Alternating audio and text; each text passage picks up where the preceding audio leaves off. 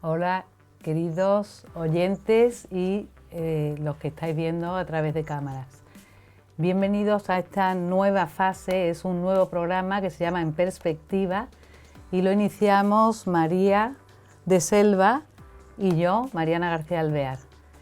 Ella es madre de familia, de 5 hijos y yo también, y bueno, estamos aquí para lo que Dios quiera. María, si quieres decir algo. Pues que estoy encantada de estar aquí. Tenemos un invitado muy interesante. Nos va a contar un descubrimiento que ha hecho que seguro que nos va a gustar muchísimo a todos. Y ahora ya le damos paso. ¿Te parece, Mariana? Doctor. Buenas tardes, Bernardo Ontanilla. Él es catedrático de cirugía plástica, estética y reparadora de la Clínica Universitaria de Navarra.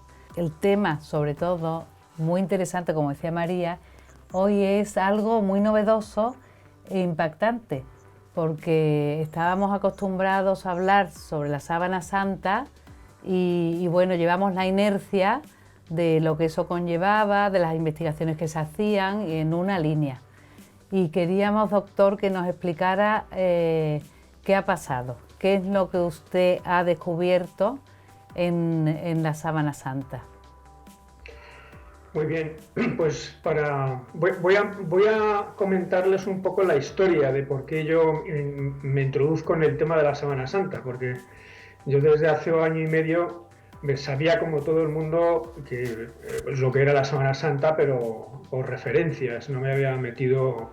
Pero yo soy cirujano plástico, enfocado mucho a la cirugía de la parálisis facial, la cirugía facial, y entonces me resultó interesante. En un día dije, voy a ver cómo es la cara de la Virgen María. Estoy explicando cómo comienzo yo esto. Y entonces hice un razonamiento bastante simple y fue, pues bueno, pues si no hay concurso de varón en la generación de Jesucristo, entiendo que la carga genética de la Virgen se transmite 100% a Jesucristo, pero en versión masculina. Entonces, si cojo la imagen que dicen que es la de Jesucristo, que está en la síndrome, pues yo tengo que hacer la versión femenina y tengo la imagen de la Virgen María. Así de simple fue mi razonamiento. Entonces, me introduje en la imagen, me introduje en los textos, empecé a leer muchísimo, y había una cosa que no me cuadraba nada, como cirujano plástico que era, dedicado a la parálisis facial, etcétera, y era que todo el mundo lo daba por hecho que la imagen era de un cadáver. Entonces yo desde el primer momento yo veía que no era un cadáver al verle la cara, que era lo que a mí más me interesaba. Entonces yo le veía una demarcación de surcos, sobre todo lo veía cuando las imágenes que se hacían del VP8, que es un sistema que tenía la NASA para ver imágenes, o sea, relieves. Entonces se veía claramente la formación de surcos nasogenianos. Entonces la formación del surco nasogeniano se forma por la actividad muscular facial en tono en reposo, y que no se puede manipular. Entonces, cuando aparece una parálisis facial unilateral, entiendo que todo el mundo ha visto un hombre o una mujer con una parálisis en la calle, pues se le borra el surco, se le cae la cara, ¿verdad? Y entonces, pero lo típico es que se borran los surcos. Entonces, cuando uno tiene una parálisis facial bilateral, se borran los 2 surcos. Cuando uno está fallecido o muerto, pues se borran los surcos. Y entonces, como yo veía los surcos, digo, es que no puede estar muerto, así de simple. Entonces esto fue lo que comuniqué, o sea, a partir de ese dato y pensando pues que la persona estaba viva, pues ya empecé a investigar todavía mucho más, porque no me cuadraban ya todavía más cosas, ¿no? De la postura, que después si quieren comentamos con un poco más de detenimiento. Y entonces empecé a analizar la postura, empecé a analizar muchísimo lo que decían los forenses con respecto a la postura, y yo cada vez estaba más convencido de que no era una persona que era un cadáver, ¿no? Sino que era una persona pues, que estaba viva, pero para eso hay que entender la síndrome. Entonces igual doy, no sé si 3 pinceladas, por si alguien no sabe lo que es la síndrome. Sí, sería lo ideal, porque habrá personas que no saben de qué hablamos. Bien. Entonces la síndrome es un lienzo, una sábana tejida de lino, tejida en espiga, típica forma de tejer con lino en el siglo I, que mide 436 centímetros de largo por 113 de ancho y que presenta una imagen somática de un varón entre unos 30 a 45 años en una sola de las caras de la sábana, en una sola de las caras del lienzo. La otra cara no presenta ningún tipo de imagen. Entonces esa imagen somática corresponde con una deshidratación, oxidación de la celulosa de las hebras de las fibras del lino más superficiales, de manera que no atraviesa todo lo que es la hebra, la fibra del lino, sino solo 12 o 13 fibras de las 200 que forman una hebra del lino. Es una cosa como muy atípica, ¿no? Eso forma una imagen somática. Esa mancha somática que se corresponde, y hay que verla a 2 metros de distancia, si no, no se ve nada, pues se corresponde con un varón, como decía. Después también hay unas manchas hemáticas que tienen sangre premortem y sangre postmortem. Esto que estoy comentando no lo digo yo, eso está más que analizado y publicado, etcétera. Estoy haciendo un resumen. Entonces, manchas premortem y una mancha postmortem, sobre todo de sangre en la zona torácica derecha, y eso se ve muy bien porque hay un halo periférico de albúmina que se ha visto, y eso es lo típico de la separación de la fase hemática de la fase sérica de la sangre cuando la sangre es postmortem, ¿no? También hay otras manchas por quemaduras que corresponden a distintas quemaduras que ha habido, y también hay unos defectos en la tela que se corresponden en el borde inferior izquierdo con las muestras que se sacaron para el carbono 14, y en el superior izquierdo, que no se habla mucho de él, otro defecto que se corresponde con la misma longitud que hizo un rey del siglo X para una venta para evitar el expolio de Jerusalén. Bien, entonces esto es que hay una mancha de un anverso, o sea, la mancha somática que no se corresponde, es complementaria a las manchas hemáticas, o sea, donde hay sangre no hay mancha somática, no hay deshidratación del lino, de manera que la mancha sanguínea es tanto premortem como postmortem, siempre es anterior a la mancha somática, porque si quitas un poquito de coágulo no hay deshidratación de la celulosa. De manera que los sangrados han sido anteriores a la mancha somática. Existen una serie de sangrados en forma de golpes, de latigazos, en el dorso de las manos, en el dorso de los pies. Hay unos 120 signos de latigazos que corresponden por la forma con un instrumento que es el flagellum talillatum de los romanos, y que se cuentan entre unos 120 latigazos, que no se, por lo tanto no se corresponde con una ejecución judía sino romana. Los judíos solo podían latigar 39 más 1. Y después también unas púas, bueno, púas, sino lesiones puntiformes en la zona de la frente y en la zona de la coronilla, pues unas 60, que se podría corresponder pues con una corona, ¿no? Con una corona de púas que se le haya puesto. Y este es el resumen, muy resumen, de lo que es la síndrome de Turín, que está en Turín, ¿eh?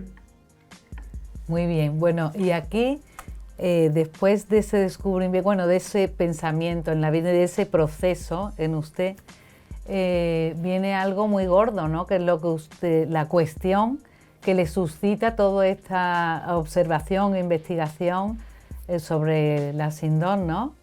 ¿Qué es lo que pasa? Porque es fuerte, como dicen hoy día, ¿no? Lo que usted promulga, lo que usted quiere, a la conclusión que quiere llegar, ¿no? O a lo que investiga. O sea, mi conclusión es que es muy sencilla. O sea, yo no pretendo demostrar nada en realidad, porque yo lo único que hago es una observación. Una observación pues, de una persona que es especialista y que se dedica pues, a la parálisis facial y a la cirugía facial y que conoce la anatomía facial. Entonces, los surcos nasogenianos son incompatibles, es la presencia de esos surcos con una persona viva.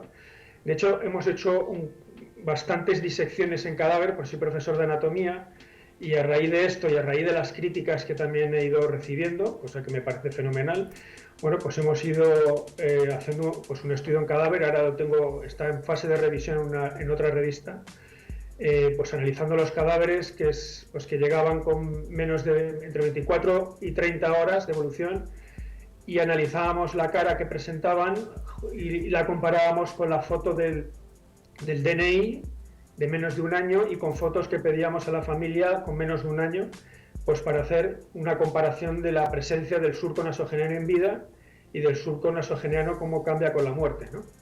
Y las conclusiones, bueno, me afirmo y reafirmo, porque no solo soy yo el que lo ha hecho, sino que han sido 3 personas independientes, pues que analizan el surco premortem y el surco postmortem y se aplana, como en una parálisis facial, por otro lado. O sea, que no es un dato, por así decirlo, nada curioso. Que entonces me gustaría que lo dijera usted mismo a las personas que nos oyen, dónde está lo revolucionario de todo esto. Es decir, hasta ahora se creía que la síndrome era de Cristo muerto. Entonces me gustaría que usted lo anunciara, qué es lo que nos sorprende de esta nueva investigación. Sí, lo primero que tengo que aclarar es que yo no tengo los medios para afirmar que la persona que está presente sea Jesucristo. O sea, si hablamos de ciencia, yo tengo que estar hablando en el plano científico. Si después queremos ayudarnos de la fe, pues ya podemos hacer razonamientos, uniendo un plano con el otro. Entonces, desde el punto de vista exclusivamente científico, yo lo único que digo es que la persona que la imagen somática que se representa en la síndrome es la de una persona viva, que corresponde muy probablemente con una persona que fue crucificada y que fue flagelada previamente y nada más, pero yo no puedo afirmar que sea Jesucristo.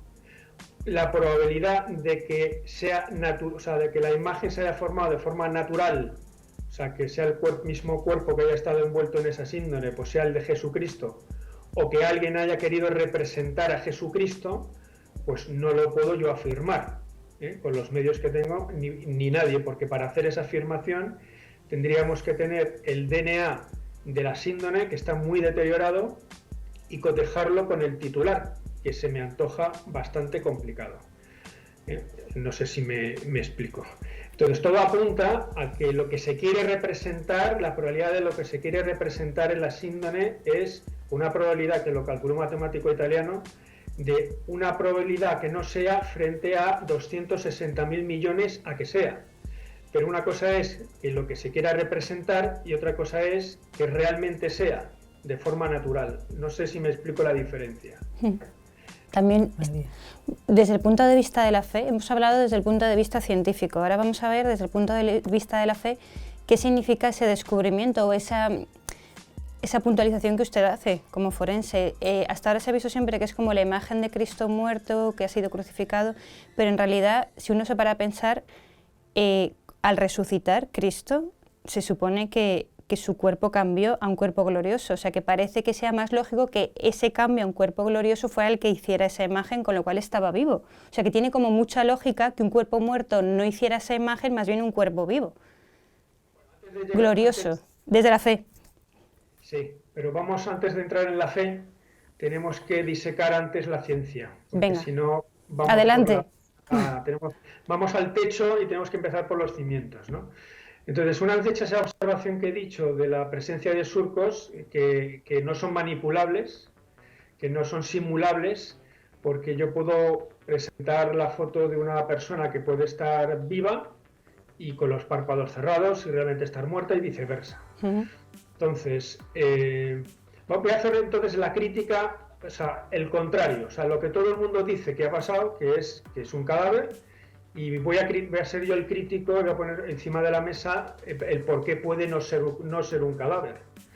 Y tenía en realidad pues varios argumentos. El primero es que los mismos forenses, usted ha dicho que yo soy forense, yo no soy forense, yo soy cirujano plástico. Entonces, los forenses describen en las publicaciones, en los libros de texto, etcétera, que los signos ciertos de muerte son 4.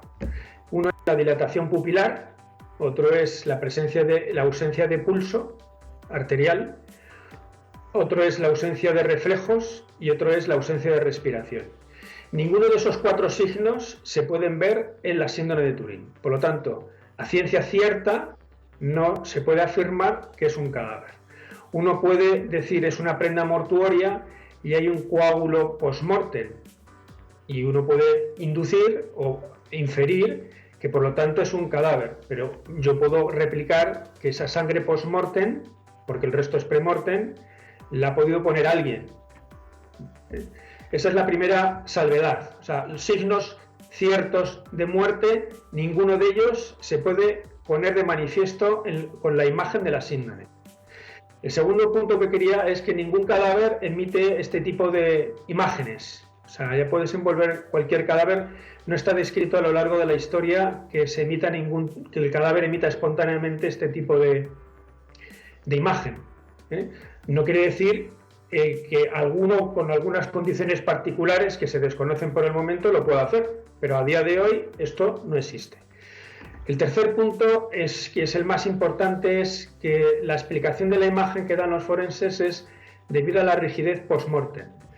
Bueno, la rigidez post-mortem es un tema que está en relación con la cantidad de glucógeno que presenta una persona al morir. En realidad, en condiciones normales existe después de la muerte un momento de relajación absoluta y al cabo de las 3 horas empieza lo que se denomina la rigidez post-mortem, que dura aproximadamente unas 24 horas, para después comenzar la segunda relajación y con ella la putrefacción del cadáver, que es a las 48 horas aproximadamente. En el caso de Jesucristo no tenemos parangón para decir qué tipo de rigidez puede tener, porque influyen, uno, el ayuno que ha tenido previo, el traumatismo previo que ha sufrido, la sudoración tan abundante que ha tenido, el politraumatismo, el sangrado. O sea, hay muchos factores que indican que puede tener una rigidez importante, y hay otros factores como la temperatura ambiente, por ejemplo, o la deshidratación asimétrica porque está en posición vertical, sería distinta en la porción superior que en la inferior, más hidratación tendría en las piernas que en los brazos por la posición vertical, y por lo tanto el determinar exactamente qué tipo de rigidez, si es intensa o no lo es muy complicado porque no hay parangón. Ni hay parangón, o sea, no hay comparación, y hay datos que indican que puede ser intensa y hay datos que indican que puede no ser tan intensa. Lo que todos estamos de acuerdo es que fue precoz, por lo menos a los 20 minutos. Entonces, el cuarto elemento, también más importante incluso que el anterior, y que los forenses yo creo que no quieren tenerlo en cuenta, porque quieren convertir a Jesucristo en una estatua nada más morir, y que esa estatua después es la que refleja la imagen de la síndrome. Entonces yo lo que digo es que eso no es posible, porque ese cadáver ha sido manipulado. O sea, cuando uno muere, al relajarse, y de hecho si nos vamos al Evangelio, pues dice que Jesucristo, dando un fuerte espíritu, inclinó la cabeza. Inclinar la cabeza quiere decir que se relaja. Se relaja quiere decir también pues, que el cuerpo desciende por completo, como está descrito en algunos crucificados, que la cabeza alcanza la altura de los omóplatos y que las rodillas se hiperflexionan. Bueno, pues esa situación es la que no coincide con la que hay en la síndrome, pero por una razón muy sencilla, y es que después es manipulado el cadáver. Se le cae probablemente la boca de Cristo estaría abierta por la relajación, por la caída de la mandíbula, ¿no? Y después hay que bajar el cadáver, hay que transportar el cadáver y hay que depositar un cadáver, de manera que la manipulación que ha habido en el cadáver ha sido enorme. Por lo tanto, hacer afirmaciones de que la postura corresponde a una persona crucificada exactamente es una afirmación que no es correcta, no tiene en cuenta esa manipulación. Les voy a contar una anécdota. No sé si me estoy extendiendo mucho, pero creo que es importante. No, sí, tiene tiempo. Sí, adelante. O sea, hay una anécdota muy interesante que me parece muy interesante traerla a colación, y es que un matemático, Abraham Wald, es un matemático húngaro judío, en la Segunda Guerra Mundial pues tuvo que emigrar a Estados Unidos. Como los cazabombarderos ingleses y americanos pues volvían a las bases, pues medio volvían, y la aviación alemana, la Luftwaffe, era buenísima, pues tenían un problema con la aviación aliada, y entonces querían saber cómo poder reforzar a los aviones que volvían a las bases. Entonces determinadas personas, pues todos los aviones que volvían, pues veían dónde estaban los impactos de proyectiles, pues para intentar llegar a una conclusión de dónde habría que reforzar los aviones. Entonces, los que volvían, pues tenían los impactos sobre todo en los extremos de las alas y en la cola del avión. Entonces, todo el mundo llegó a la conclusión de que las partes que había que reforzar del avión eran donde recibían los impactos. Y este matemático, Abraham Wald, dijo que no, que era todo lo contrario, porque estaba bien, o sea, los que llegaban eran precisamente porque podían llegar. Y entonces los que no llegaban y no había datos sobre ellos eran los impactos en donde no tenemos constancia. No sé si me explico. Sí, sí. Él reforzaba las partes de los motores y las partes ventrales del avión en vez de las zonas de los impactos que todo el mundo se puso en contra, pero al final le dieron la razón.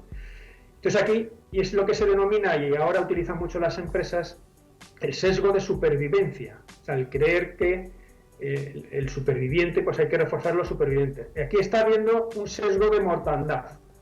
O sea, aquí, como la ciencia no tiene experiencia de que los muertos resucitan, y como a veces los cristianos y los católicos está muy bien meternos en el ámbito de la ciencia, pero queremos ser tan científicos que estamos analizando un objeto que igual se sale fuera de la ciencia. Entonces, si queremos mezclar la fe con la razón, la fe con la ciencia, lo que jamás puede decir un científico católico, si quiere ser creíble en el mundo anglosajón, es que esa figura está viva, porque implicaría hablar de resurrección y la ciencia no admite ese concepto porque no tiene experiencia de ella. Y entonces hay un sesgo de muerte, jamás un científico va a admitir que está vivo. Y esto es lo curioso y admirable, y esto es la novedad que admito yo, que yo no digo nada, y lo único que digo es que la imagen somática es de una persona viva, nada más. Entonces esto añade un problema más a la interpretación de lo que está pasando, porque hay signos de muerte y a la vez por la sangre post-mortem, y a la vez y posterior a los sangrados una imagen somática que me presenta a una persona que está viva. Y entonces esto complica todavía más desde el punto de vista científico la interpretación. Desde el punto de vista de la fe, pues como ha apuntado su compañera, pues efectivamente, o sea, si ya queremos sacar alguna conclusión, pues si se demostrase que realmente esta prenda cubrió realmente el cuerpo muerto de Jesucristo, sí que me atrevería a afirmar en ese supuesto de que se trataría la primera foto de la resurrección. Bueno, casi nada. Así que, bueno, todavía queda, me imagino, mucho por escribir, por investigar, ¿no? Sobre todo después de esta novedad, entre comillas, pero bueno, sí que surge algo diferente a lo que se ha creído hasta ahora. Nos quedan 5 minutos, bueno, no, ya 3. Si quiere decir algo a nuestros oyentes o los que nos están viendo, adelante como despedida. Sí, no, pues como resumen yo insisto, o sea, yo lo único que aporto es que la imagen se corresponde con una persona viva y que la explicación que se ha dado hasta ahora de la rigidez post-mortem no cuadra, lo siento mucho, pero no cuadra. Más aún, después del análisis de la imagen, al pensar que estaba viva, porque he llegado a pensar en algún momento, digo, pues igual la cabeza estaba viva y el resto estaba muerto, o sea, en mis comienzos, pero digo, esto es imposible.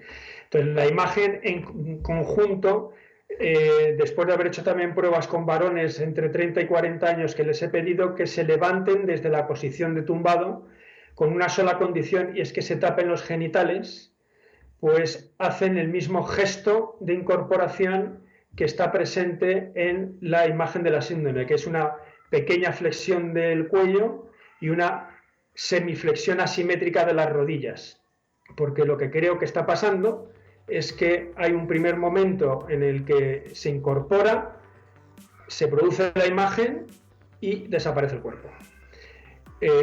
Alguno me ha dicho, los cuerpos resucitados no interaccionan con la materia, y yo digo, ¿y por qué no? En el mismo evangelio, y ahora vamos al campo de la fe, campo de la fe y campo histórico, porque los evangelios son textos históricos.